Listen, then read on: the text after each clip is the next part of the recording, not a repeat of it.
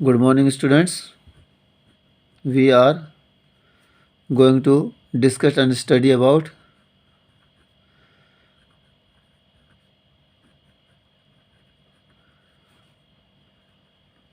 Advertisement. ठीक है ना। तो आज हम एडवर्टीजमेंट के को डिफाइन करेंगे। तो एडवर्टीजमेंट क्या है, ठीक है। तो यहाँ लिखेंगे जैसे it is a kind of public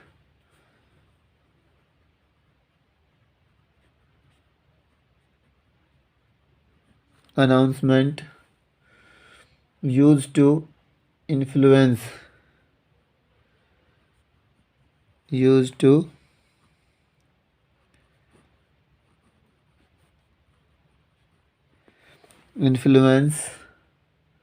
the minds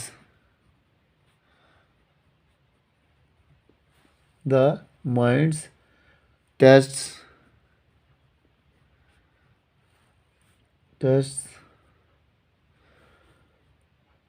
and events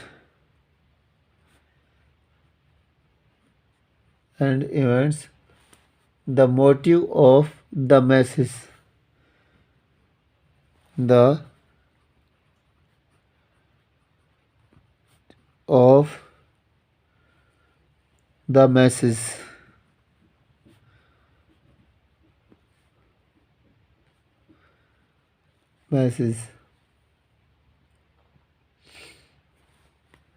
और it is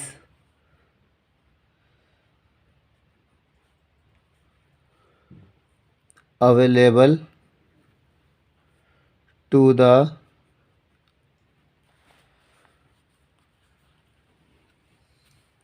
people through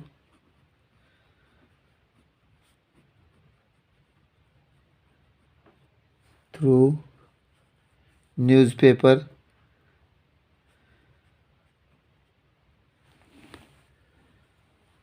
magazines,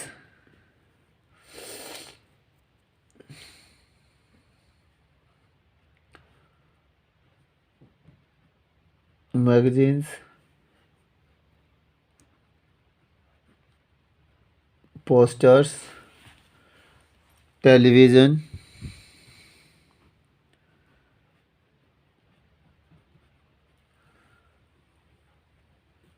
and cinemas,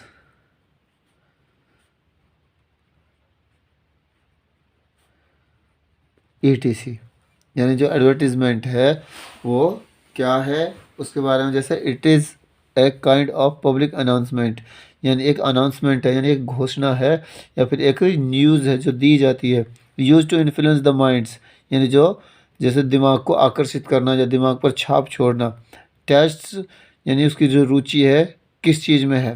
and the events, या फिर कौन सी घटना उसको सबसे ज़्यादा अच्छी लगती है जिसको हम बताना चाहते हैं लोगों के बारे में, लोगों को।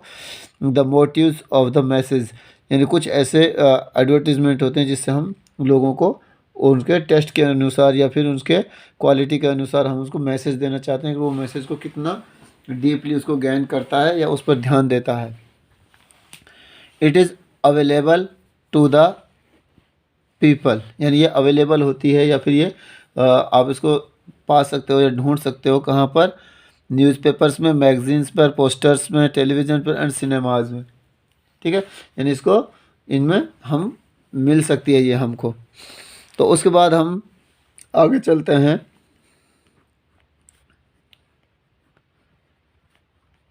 टाइप ऑफ एडवर्टीजमेंट्स, ठीक है, यानी एडवर्टीजमेंट की कौन कौन सी टाइप्स होती हैं, कौन कौन से इसके काइंड होते हैं। तो यहाँ लिखेंगे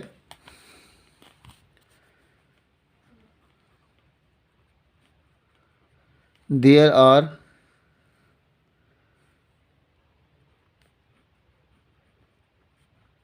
to type of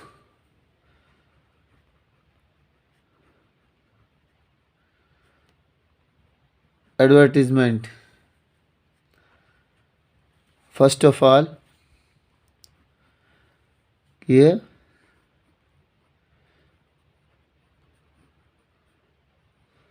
classified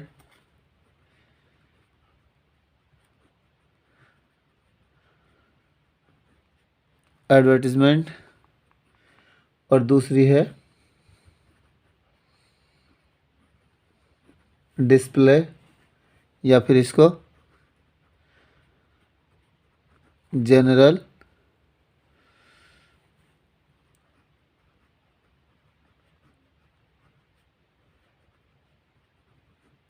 general advertisement. यानी जो क्लासिफाइड जो एडवर्टीजमेंट होती हैं वो जैसे वर्गीकृत जो विज्ञापन होते हैं, यानी जैसे वर्ग के अकॉर्डिंग या फिर क्लास के अकॉर्डिंग वो उसको डिस्प्ले किया, इसको छापा जाता है या उसको लिखा जाता है। और दूसरा है डिस्प्ले या प्रदर्शन के लिए विज्ञापन। प्रदर्शन का मतलब होता है यानी कोई भी चीज़ है उसमें उसका फ़ोटो या चित्र या फिर उसका जो फ्रेम है वो उसको रेडी किया जाए और उसको लोगों के सामने किसी कागज़ पर या किसी भी अखबार में या पोस्टर्स में या मैगजीन में उसको पब्लिश किया जाए। ठीक है ना।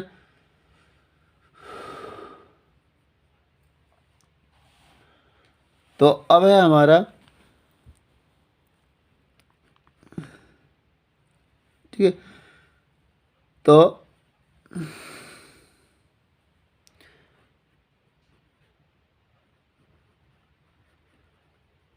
Important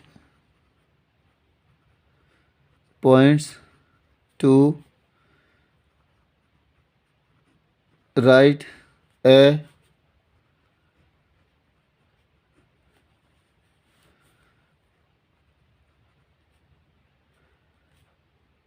advertisement. Important points to write a advertisement properly. यानी हम उसको प्रॉपर तरीके से किस तरह से हम उसको लिखेंगे या उसको लिखना चाहिए। तो फर्स्ट ऑफ ऑल हमारा है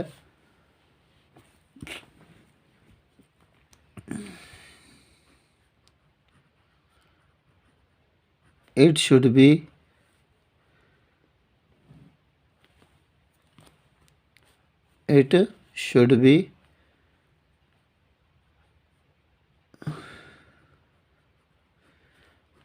point two point.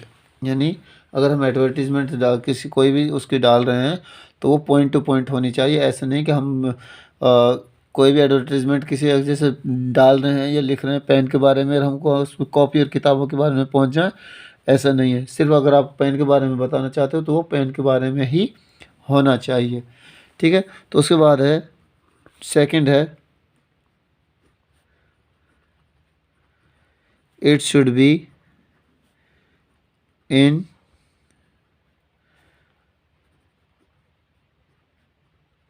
about 50 words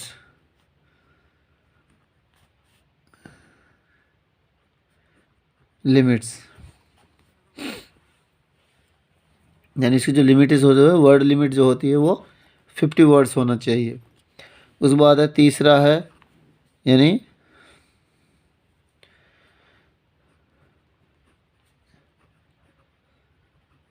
it should be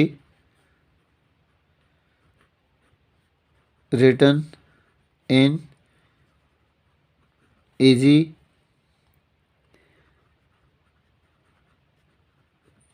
wording and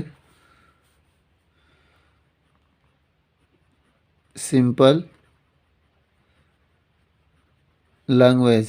यानी साधारण भाषा है और आसान जो वर्डिंग है वो होनी चाहिए। ठीक है।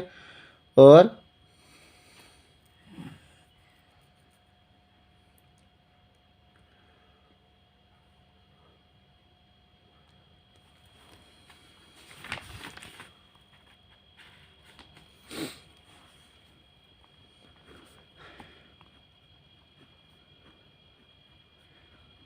it should be in it should be in a good hand writing to attract the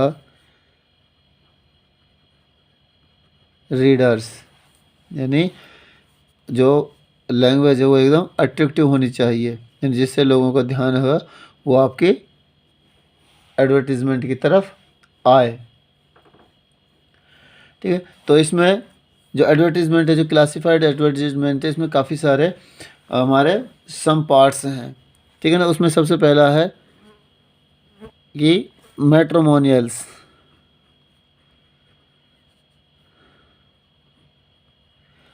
matrimonials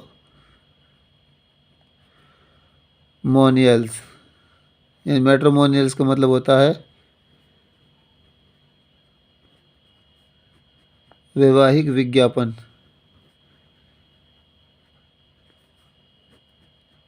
यानी विवाह से संबंधित विज्ञापन, यानी एडवर्टीजमेंट फॉर मैचेस, यानी जोड़े बनाने के लिए। ठीक है ना, उसके बाद है दूसरा है जॉब वैकेंसीज। जॉब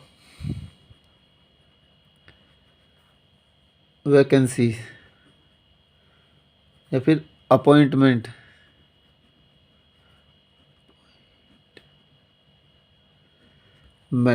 यानी अपॉइंटमेंट के लिए, यानी कोई भी जॉब हो उसके लिए हम इसमें लिख सकते हैं या अप्लाई कर सकते हैं। उसके बाद है तीसरा है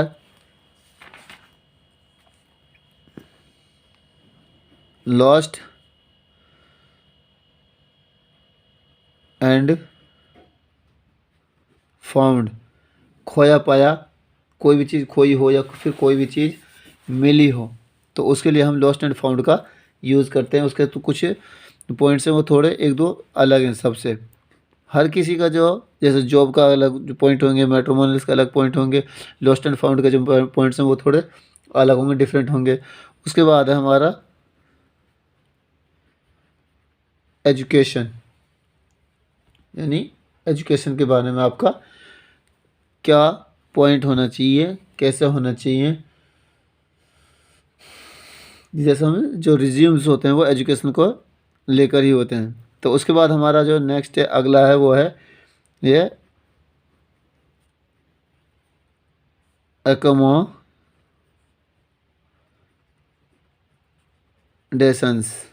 यानी अकोमोडेशन का मतलब होता है कि कोई भी चीज़ है, रिहायशी जगह, किसी चीज़ कहीं किसी को भी मुहैया कराना या किसी को दिलाना। ठीक है, तो इसमें आता जाता है जैसे हमारा टू लेट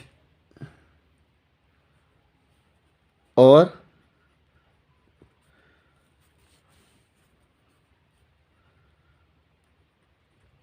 अकोमोडेशन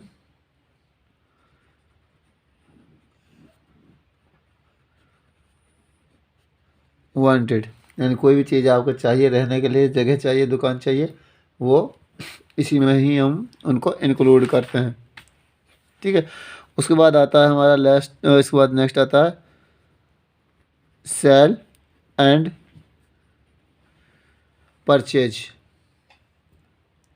ठीक है, सेल और परचेज का आता है। और उसके बाद आता है हमारा travel and tours. Travel and tours. ठीक है, तो ये है हमारे फर्स्ट ऑफ ऑल, जैसे इसमें मैट्रिमोनियल्स हो जाएगा, यानी ये शादियों के लिए